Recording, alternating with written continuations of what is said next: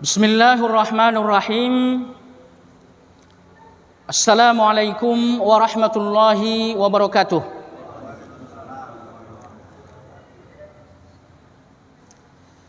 Alhamdulillahi rabbil alamin. Alladzi nahmaduhu wa nasta'inuhu wa nastaghfiruh. Wa na'udzu billahi min syururi anfusina wa min sayyiati a'malina. Man yahdihillahu fala mudilla lahu wa man yudlilhu fala hadiya lahu. Asyhadu an la ilaha illallah wahdahu la syarika lah. Wa asyhadu anna Muhammadan abduhu wa rasuluhu la nabiyya ba'dah.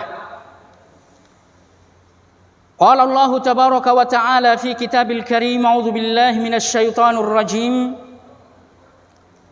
Ya ayyuhalladzina amanu taqullaha haqqa tuqatih wa la tamutunna illa wa antum muslimun. Hadirin bapak-bapak, saudara-saudara sekalian, jamaah salat maghrib, semoga kita semua dirahmati serta dilindungi oleh Allah Subhanahu wa taala. Kembali sama-sama kita panjatkan puji dan syukur atas nikmat dan karunia berupa kesehatan serta kelapangan waktu, sehingga kita dapat kembali menghadiri majelis yang diadakan oleh Masjid Al-Muttaqin. Mudah-mudahan kehadiran kita di sini dapat menjadi catatan kebaikan yang akan membuahkan pahala yang sangat besar kelak di yaumil akhir. Kemudian salawat dan salam sama-sama kita junjung tinggikan tentunya kepada Nabi kita yang sangat mulia, Nabi besar Muhammad sallallahu alaihi wasallam.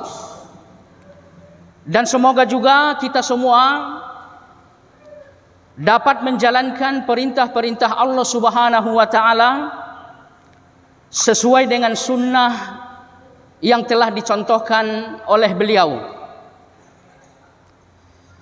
Jamaah sekalian, kajian tafsir untuk malam ini kita akan memasuki surat An-Nazi'at.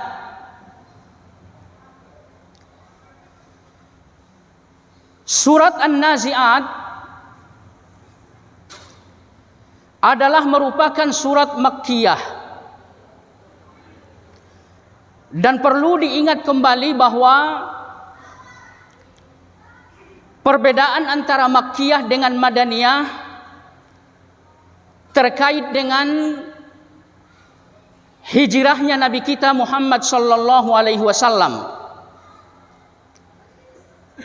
Jadi yang disebut dengan ayat-ayat Makkiyah atau surat-surat Makkiyah adalah surat-surat yang diturunkan sebelum Nabi kita berhijrah ke kota Madinah.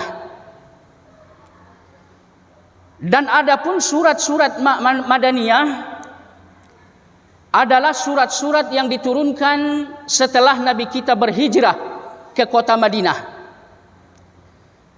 Jadi merupakan sebuah kesalahan di saat kita memahami bahwa Makkiyah adalah ayat yang diturunkan di tempat atau di kota Mekah, dan Madaniyah adalah ayat-ayat yang diturunkan di kota Madinah.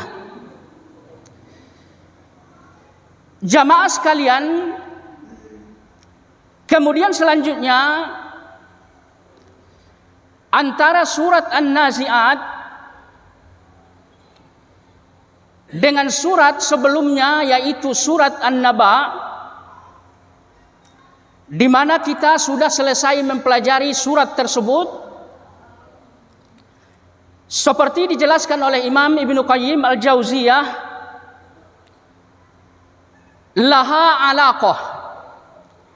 Dua surat ini masih memiliki keterkaitan. Nah, apa hubungan antara dua surat ini? seperti dikatakan oleh Ibnu Qayyim Al-Jauziyah adalah adanya surat An-Nazi'at dan ayat-ayat yang terkandung di dalamnya adalah merupakan penguat agar supaya kita lebih meyakini akan adanya hari kiamat, agar supaya kita lebih percaya akan adanya hari berbangkit.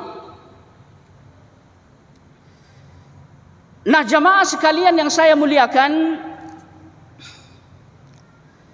Allah Subhanahu wa taala berfirman, A'udzu billahi minasy syaithanir rajim. Wan nazi'ati gharqa.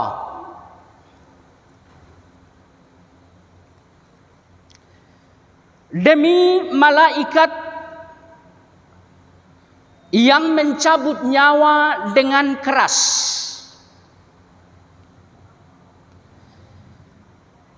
Jamaah sekalian,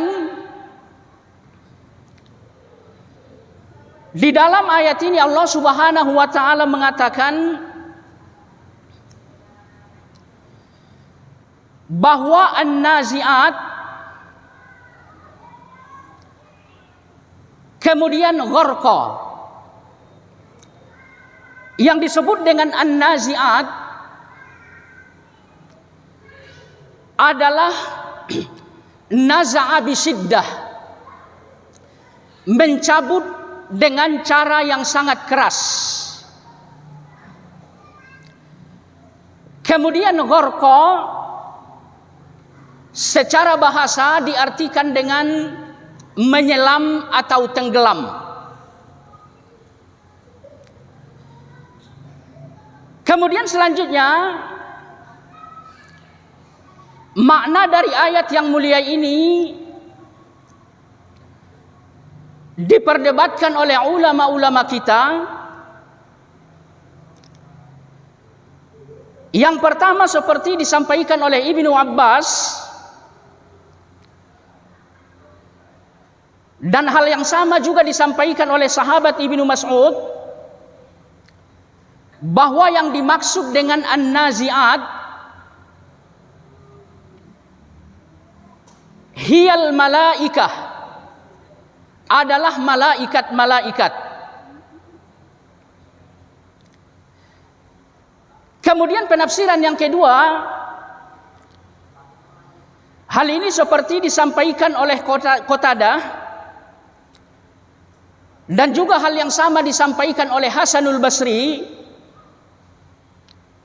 bahwa yang dimaksud dengan an-nazi'at hiyan nujum, adalah bintang-bintang.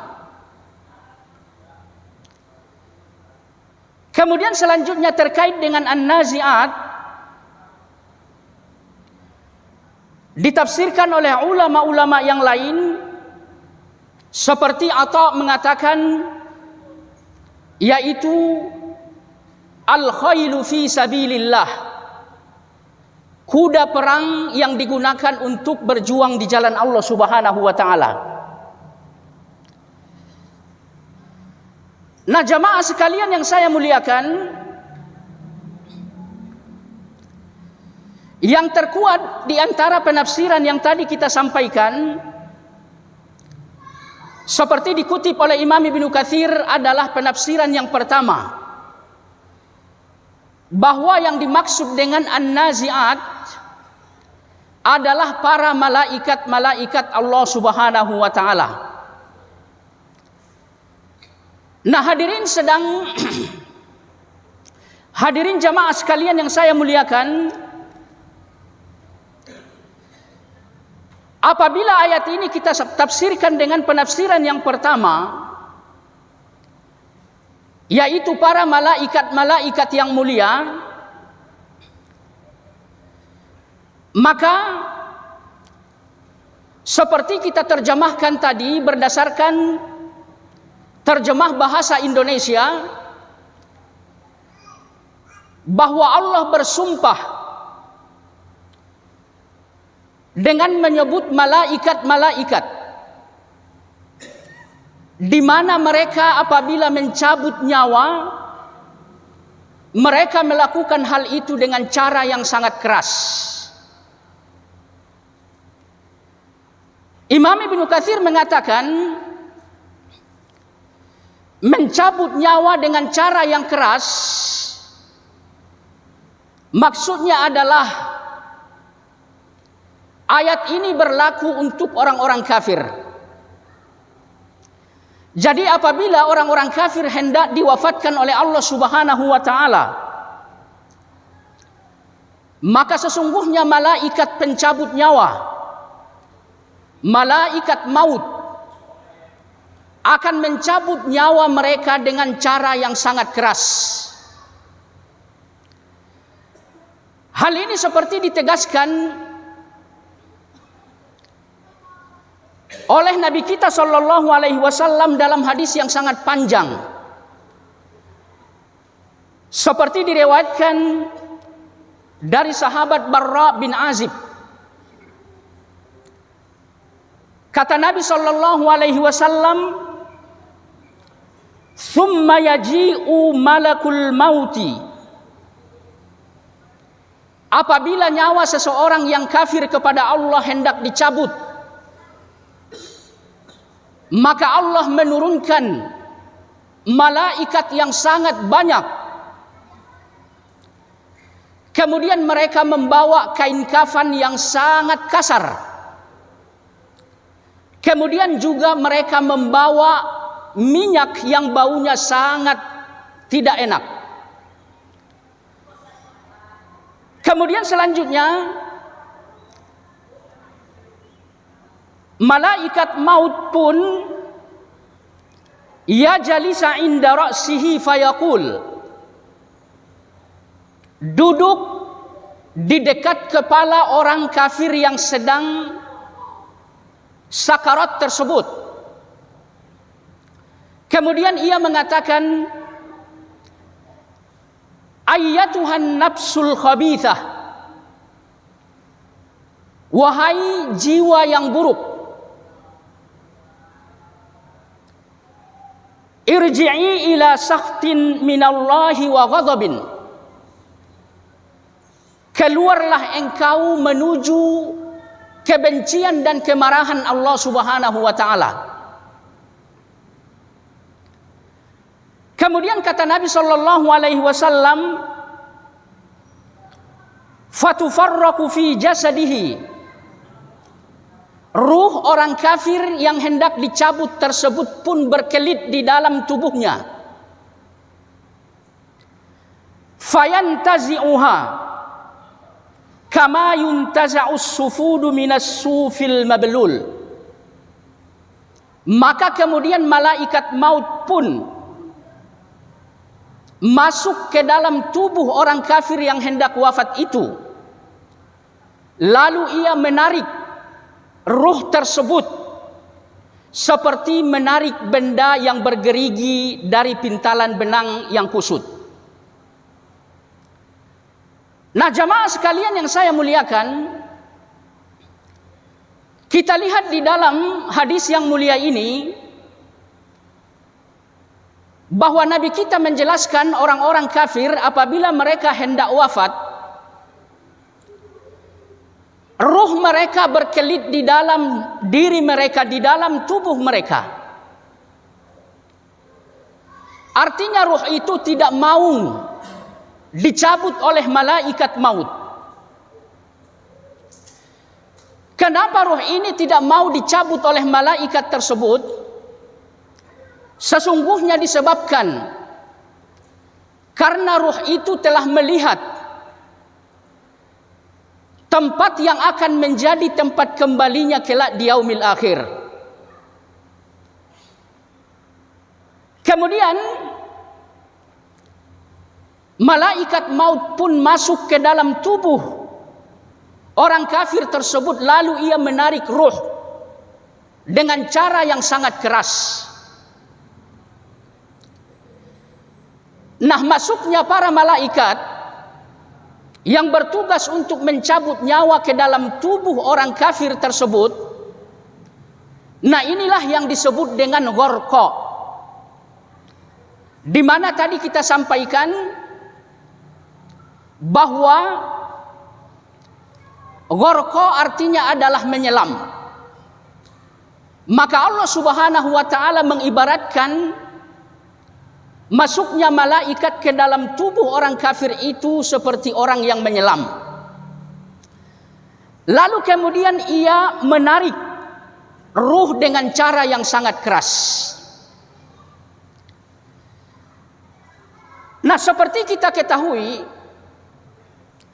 bahwa orang yang menyelam apabila ia hendak mengambil benda di dasar air, setelah ia menemukan benda itu diambil dengan cepat, lalu kemudian ia bergegas dengan cepat pula untuk membawa benda itu ke daratan.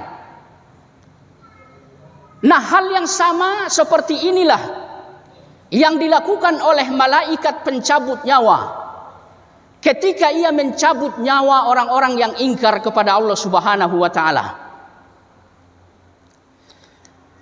Kemudian selanjutnya jamaah sekalian, di dalam Al-Quran seperti di surat Al-An'am, Allah Subhanahu wa taala juga menjelaskan kepada kita. Allah berfirman, walau tara idz zalimuna fi ghamaratil maut. Seandainya kalian dapat melihat di saat mendekati kematian,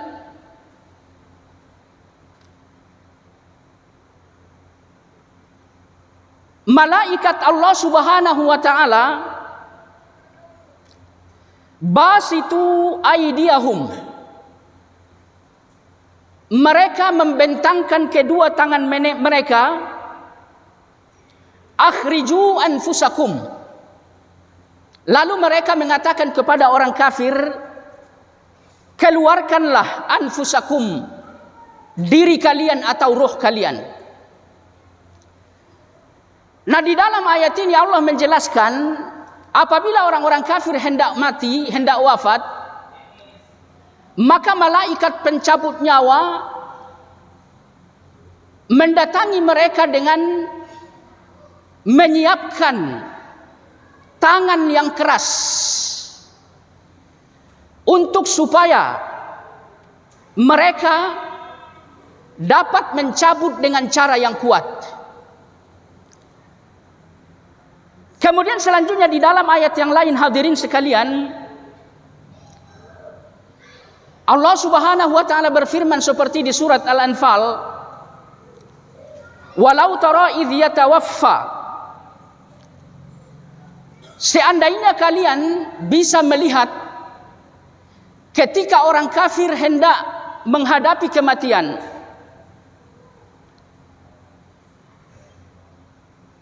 mereka didatangi oleh malaikat maut, yatribuna wujuhahum wa adbarahum. Kemudian mereka memerintahkan ruh orang kafir itu agar keluar. Lalu kemudian ruh itu pun berkelit. Lalu kemudian malaikat-malaikat memukuli wujuhahum, wajah-wajah mereka, atau bagian depan badan mereka, wa adbarahum, dan bagian belakang tubuh mereka. Nah, jamaah sekalian yang saya muliakan, kita lihat di dalam ayat yang mulia ini bahwa Allah menjelaskan para malaikat yang ditugaskan untuk mencabut nyawa di saat mereka hendak mencabut nyawa orang-orang kafir. Lalu ruh orang kafir itu berkelit, maka mereka tidak segan-segan untuk memukuli jasad orang kafir tersebut. Hal ini sesuai dengan apa yang disampaikan oleh Ibnu Mas'ud, bahwa ketika beliau di perang Badar, ketika beliau telah membunuh Abu Jahal,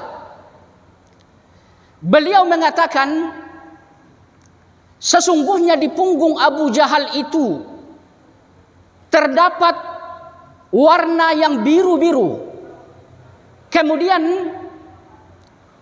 punggung Abu Jahal, kata Ibnu Mas'ud, seperti habis dipukuli, terlihat lebam.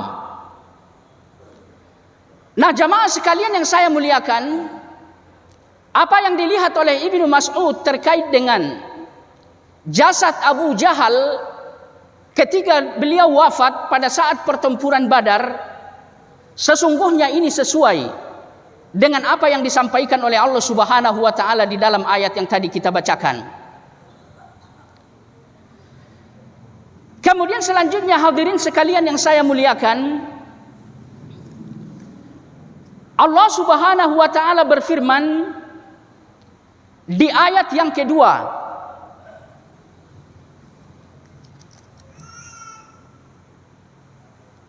wan nasitati nasta,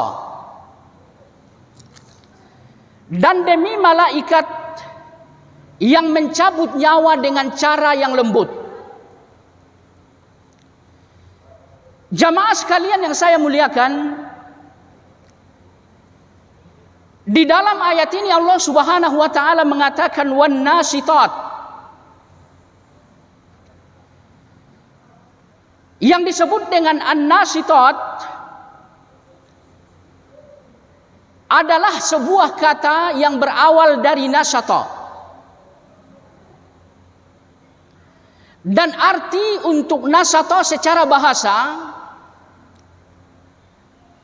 adalah ikatan yang menggunakan simpul. Sebagai contoh, misalkan apabila kita mengikat tali sepatu, maka ikatan yang kita gunakan menggunakan simpul. Sehingga apabila kita hendak membuka sepatu, kita membuka tali dengan begitu mudah. Nah, sementara di sini yang disebut dengan an-nasitat adalah malaikat-malaikat yang mencabut nyawa dengan mudah. Artinya, apabila para malaikat yang bertugas untuk mencabut nyawa hendak mencabut nyawa orang-orang yang beriman, maka mereka melakukan itu birrifqi wal layyin, dengan cara yang lembut. Mereka melakukan itu layaknya kita membuka sepatu yang diikat dengan simpul. Jamaah sekalian yang saya muliakan, ayat yang kedua ini adalah sebuah ayat yang menjadi hiburan bagi orang-orang yang beriman. Apabila mereka hendak wafat, maka sesungguhnya seperti dijelaskan oleh Nabi kita sallallahu alaihi wasallam di dalam hadis yang diriwayatkan dari Barra bin Azib, kata Nabi sallallahu alaihi wasallam, di saat ruh orang-orang yang beriman hendak dicabut, maka Allah Subhanahu wa taala menurunkan malaikat yang sangat banyak. Lalu kemudian malaikat ini pun membawa kain kapan yang sangat halus berasal dari surga. Dan kemudian mereka pun membawa minyak wangi yang sangat wangi. Dan kedua hal ini tidak akan dapat ditemukan di atas dunia ini. Lalu kemudian kata Nabi sallallahu alaihi wasallam, "Tsumma jaa malakul maut."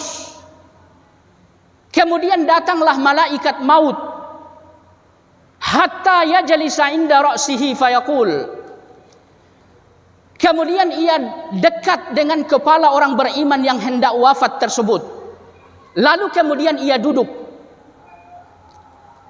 Kemudian selanjutnya ia berkata kepada orang beriman tersebut,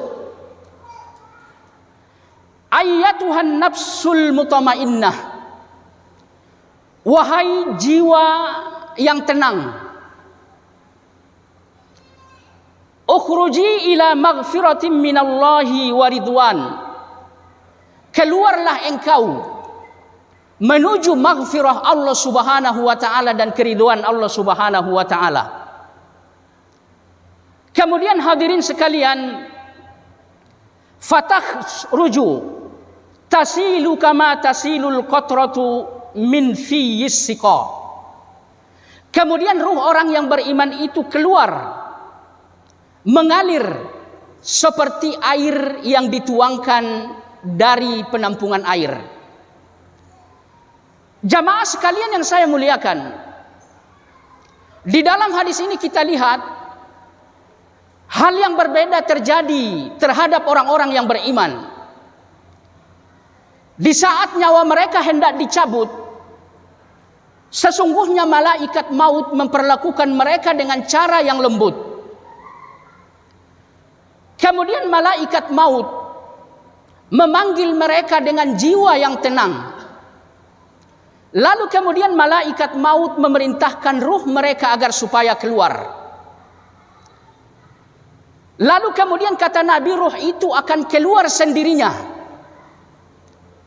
seperti air mengalir dari tempat penyimpanan air. Nah, jamaah sekalian yang saya muliakan, ini merupakan sebuah kabar gembira bagi kita orang-orang yang beriman. Akan tetapi orang-orang yang beriman yang akan mendapatkan kemudahan pada saat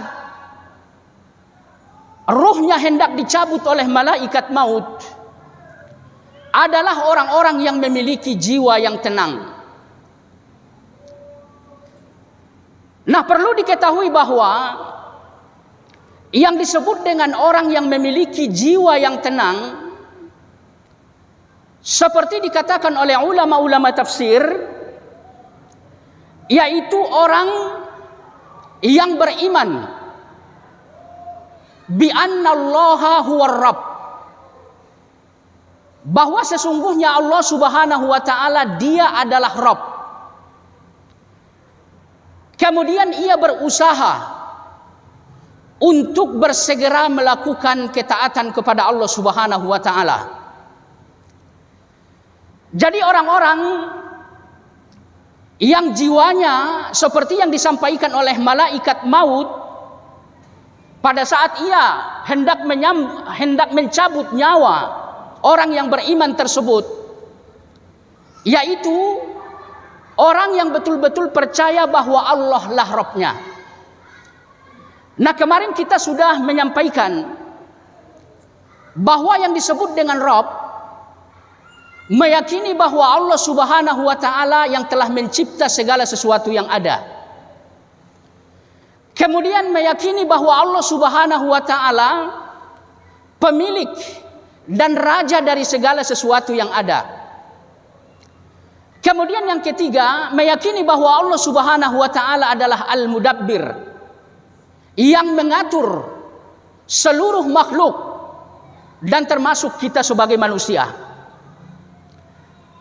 Kemudian hadirin sekalian, untuk mendapatkan jiwa yang tenang atau nafsul mutmainnah, tidak hanya sebatas meyakini bahwa Allah sebagai Rabb, akan tetapi kita harus berusaha untuk menjalankan ketaatan kepada Allah.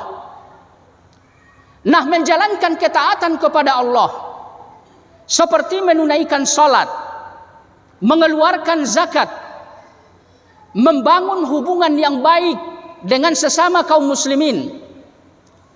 Ini adalah tauhid yang kedua, yaitu tauhid uluhiyah. Jadi menjalankan ketaatan, baik ia perintah Allah Subhanahu wa taala atau menjauhi larangan-larangan Allah Subhanahu wa taala, inilah yang disebut dengan tauhid uluhiyah. Karena tauhid uluhiyah itu, jamaah sekalian, basisnya adalah ibadah kepada Allah Subhanahu wa taala. Maka apabila ditanya kapan seseorang mentauhidkan Allah secara uluhiyah, Maka jawabannya ketika ia betul-betul mengimplementasikan apa saja yang diperintahkan oleh Allah Subhanahu wa taala kepadanya dan menjauhi segala sesuatu yang dilarang oleh Allah Subhanahu wa taala. Kemudian nafsul mutmainnah yang kedua yaitu ridha terhadap apa saja yang telah menjadi aturan Allah Subhanahu wa taala. Seperti kita ketahui hadirin sekalian, bahwa aturan Allah Subhanahu wa taala terdiri dari dua hal. Yang pertama aturan kauni. Kemudian yang kedua aturan syar'i. Adapun aturan kauni adalah segala sesuatu yang berkaitan dengan kehidupan kita. Sebagai contoh misalkan urusan-urusan rezeki. Nah, ini adalah sesuatu yang diatur oleh Allah Subhanahu wa taala.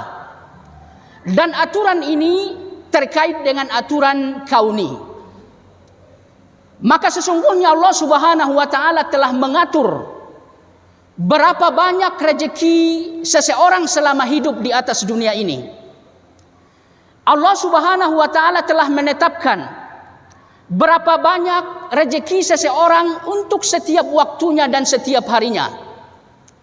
Maka sesungguhnya Allah Subhanahu wa taala tidak akan mewafatkan seseorang apabila ia masih memiliki rezeki yang belum ia dapatkan, sekalipun rezeki itu sebesar biji zarrah. Maka oleh karena itu hadirin sekalian, kita sebagai orang-orang yang beriman tidak boleh was-was terhadap urusan-urusan rezeki. Kita mesti yakin bahwa hal ini adalah merupakan aturan Allah. Hal ini merupakan sesuatu yang telah ditetapkan oleh Allah Subhanahu wa taala. Maka apabila kita memiliki rezeki, katakan misalkan tidak seluas rezeki orang lain, maka fahami bahwa rezeki itu adalah ketentuan dan ketetapan dari Allah Subhanahu wa taala. Apabila kita mampu meyakini dan memahami bahwa rezeki kita adalah merupakan ketetapan yang telah diatur oleh Allah Subhanahu wa taala, maka insya Allah kita tidak akan hasad terhadap orang lain. Maka insya Allah kita tidak akan was-was dalam menjalani kehidupan ini. Sekalipun kita dihadapkan dengan persoalan-persoalan sulit, maka sesungguhnya kita akan tetap yakin bahwa sesungguhnya kita akan mendapatkan rezeki, karena hal itu adalah diatur dan dijamin oleh Allah Subhanahu wa taala untuk kita. Kemudian contoh lain hadirin sekalian, masalah umur. Masalah umur juga merupakan sebuah ketentuan yang telah ditetapkan oleh Allah Subhanahu wa taala terkait dengan aturan kauni. Maka umur seseorang sesungguhnya telah ditetapkan oleh Allah Subhanahu wa taala. Kapan dan dimanapun Allah kehendaki, maka sesungguhnya umur tersebut pun akan berakhir. Jika kita betul-betul meyakini bahwa umur kita telah ditetapkan oleh Allah, bahwa waktu dan tempat kematian kita telah dicatat oleh Allah, mestinya kita pun bergegas untuk melakukan apa saja yang dikehendaki oleh Allah Subhanahu wa taala. Mestinya kita pun segera untuk meninggalkan apa saja yang dilarang oleh Allah Subhanahu wa taala. Karena hadirin sekalian yang saya muliakan, apabila kematian itu telah datang menjemput kita, maka sesungguhnya kesempatan untuk beramal sama sekali sudah hilang. Kesempatan untuk menjalankan sholat sama sekali sudah berakhir. Maka mumpung masih ada waktu, fahami bahwa umur kita telah ditetapkan oleh Allah. Dan pemahaman terkait dengan hal ini, insya Allah akan membuat kita semakin dekat dengan Allah. Semakin dekat dengan Allah. Dan semakin giat untuk menjalankan apa saja yang terkait dengan ibadah-ibadah kepada Allah Subhanahu wa taala. Kemudian hadirin sekalian, Aturan kedua adalah aturan syariah. Dan contoh untuk hal ini termasuk salat, termasuk zakat. Intinya seluruh ibadah yang telah disyariatkan dan diperintahkan oleh Allah, ini merupakan aturan-aturan terkait dengan aturan syar'i. Maka apabila kita perhatikan seperti salat misalkan, sesungguhnya jumlah rakaat dari salat itu telah diatur oleh Allah. Waktu dan tempat salat itu juga telah diatur oleh Allah. Maka apabila kita hendak salat, aturan-aturan yang telah ditetapkan oleh Allah tersebut mesti kita ikuti. Artinya kita tidak boleh menyalahi aturan-aturan yang telah dibuat oleh Allah Subhanahu wa taala terkait dengan syariat tersebut. Sebagai contoh misalkan mungkin di antara kita beranggapan bahwa lebih banyak sesungguhnya jauh lebih bagus. Lalu ia melaksanakan sholat subuh sebanyak 4 rakaat. Sesungguhnya hal ini adalah sebuah kekeliruan. Hal ini sebuah kesalahan. Karena Allah telah menetapkan syariat, maka sesuai dengan ketetapan itu yang mesti kita jalankan. Apabila menyalahi dari ketetapan itu, maka ini adalah sesuatu yang tidak baik dan merupakan sebuah pelanggaran dalam aturan agama atau aturan syariat. Kemudian hadirin sekalian, nafsul mutmainnah itu seperti dijelaskan oleh ulama-ulama tafsir adalah sebuah keyakinan terhadap janji-janji yang telah disampaikan oleh Allah Subhanahu wa taala di dalam Al-Qur'an maupun di dalam hadis-hadis yang disampaikan oleh Nabi kita sallallahu alaihi wasallam. Jamaah sekalian yang saya muliakan, kita ketahui bahwa setiap kali Allah Subhanahu wa taala memerintahkan syariat untuk kita jalani, memerintahkan larangan supaya kita hindari. Dikit lagi Pak ya. Tentunya di sana Allah Subhanahu wa taala berjanji akan memberikan balasan. Maka apabila kita yakin atas balasan yang telah dijanjikan oleh Allah Subhanahu wa taala, insya Allah apapun yang diperintahkan oleh Allah kepada kita, kita akan ridho menerima perintah tersebut. Karena kita yakin bahwa Allah akan menepati janjinya, bahwa Ia akan memberikan balasan yang sangat besar kepada kita. Hadirin jamaah sekalian yang saya muliakan, inilah 3 pengertian terkait dengan nafsul mutmainnah.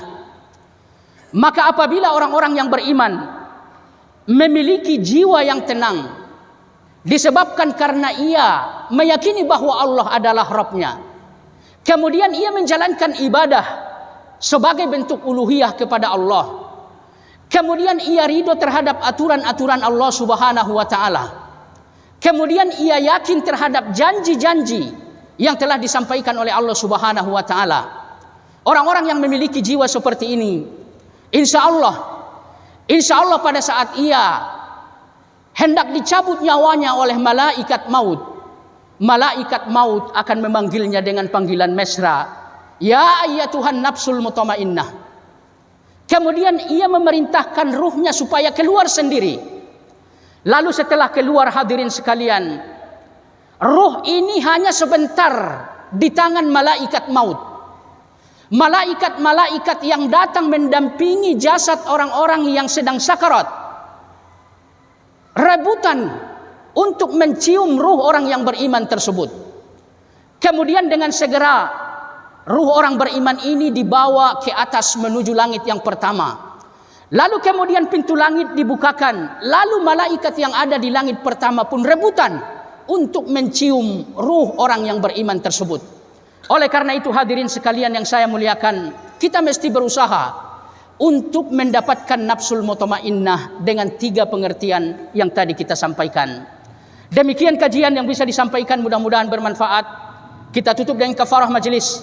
Subhanakallahumma bihamdik, asyhadu an la ilaha illa ant, astaghfiruka wa atubu ilaik. Assalamualaikum warahmatullahi wabarakatuh.